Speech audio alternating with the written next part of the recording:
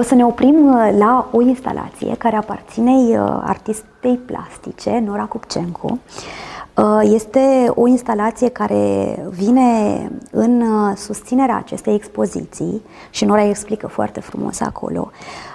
Instalația se numește Infernul. La invitația regizoarei Victoria Baltag am adus această pictoinstalație care a fost săvârșită pentru comemorarea cei 700 de ani de la moartea lui Dante, însă în acest context sărâna cu sângele, dramatismul, azalea moartă și cele 9 cercuri ale infernului, până la urmă sunt o stare de conștiință a iadului din oameni, da? Și am zis că se potrivește foarte bine în contextul atrocităților și ororilor petrecute la Pitești.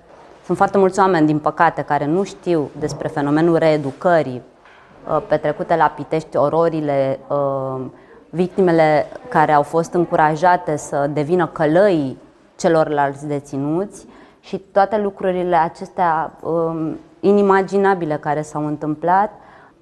Prin această instalație pe care am adus-o și prin argumentul pe care l-am scris în favoarea acestei instalații, îndemn pe toți oamenii să caute detalii legate despre ceea ce s-a întâmplat atunci.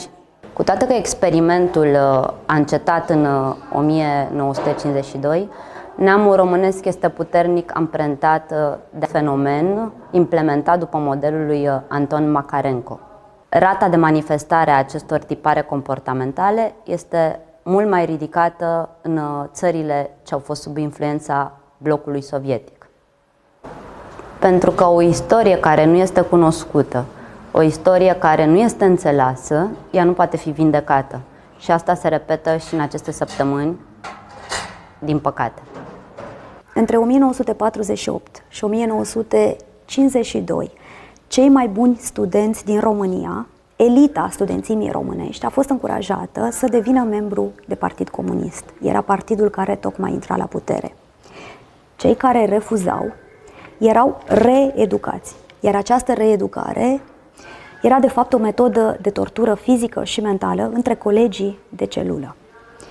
Această metodă de reeducare vine din fostul RSS, de la un pedagog care se numește Anton Semionovici Makarenko.